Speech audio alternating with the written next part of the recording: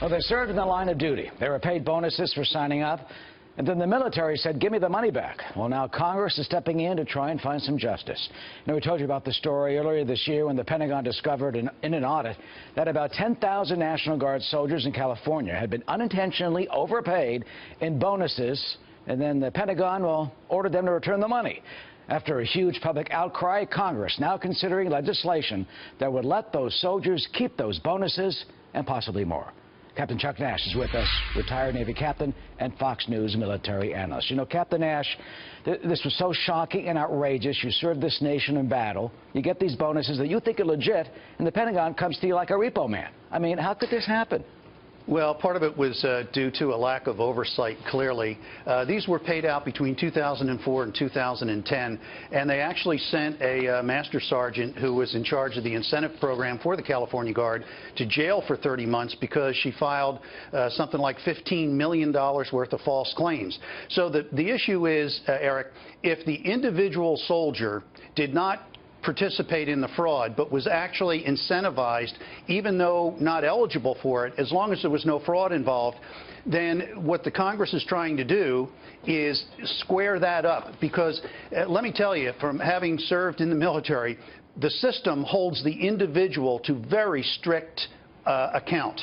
So when the system screws up, we shouldn't penalize the individual. Yeah, some would say it's not their fault, and they certainly didn't know about this. I mean, what do you think? Right.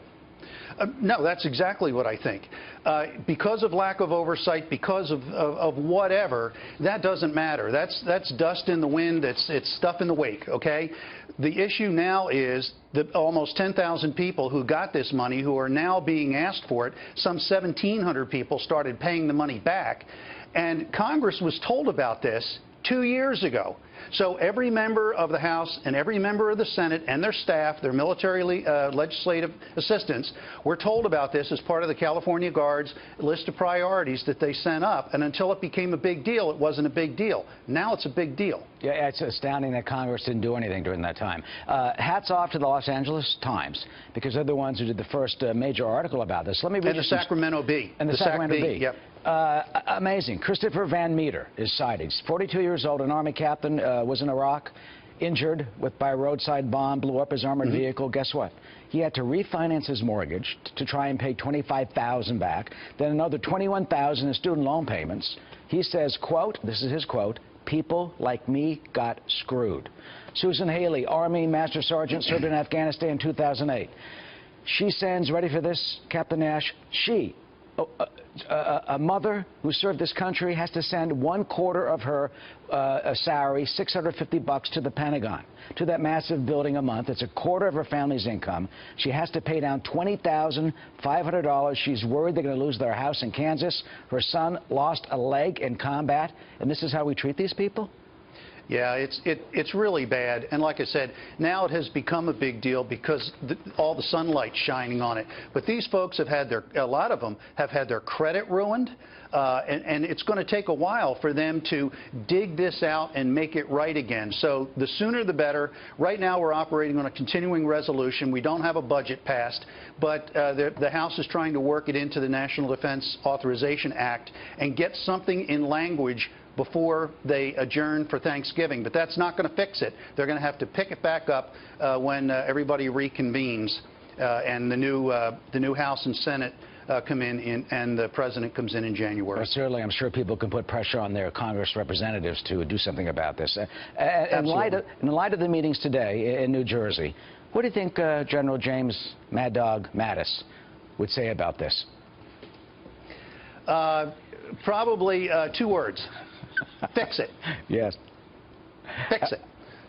Yeah, and you know, General Mattis, the warrior monk is, as he is known, very, very smart guy, a student of history, and a true leader of men. I really do hope that President-elect Trump is eyeing him for a position where he can lead and really imbue his confidence and his love of country into folks, because he did a marvelous job when he was a Marine. He's being called a strong candidate, potentially for Secretary of Defense. This is what the Trump campaign telling, or Doug McKelway, who was covering out there at the golf club. What type of message, finally, do you think Captain Nash, if indeed he does become Secretary of Defense, that appointment would send to the nation, to the world, and especially to Tehran and to Moscow, and to Raqqa, where the Islamic State is now headquartered? I think what it would say is no more folks who have come up not knowing much about the military arts, not knowing much about what it takes to put people in combat where they lose their lives, and you have to write the letters home, you have to deal with the wounded and all of that, because they're your people, and you're so totally involved with all of your people. And you get a person like that and you make him Secretary of Defense, and now you're not leading troops in combat. What you're doing is you're going to fix the acquisition system that is bankrupting the Department of Defense and bleeding the taxpayers dry. We have got to fix the defense acquisition system, and you put a warfighter in charge of that operation, and out of sacred honor, he will fix it. And we'll see if that announcement does come. Captain Chuck Nash, thank you today, and thank you for speaking out on this Saturday late afternoon. You bet, Eric. Of course.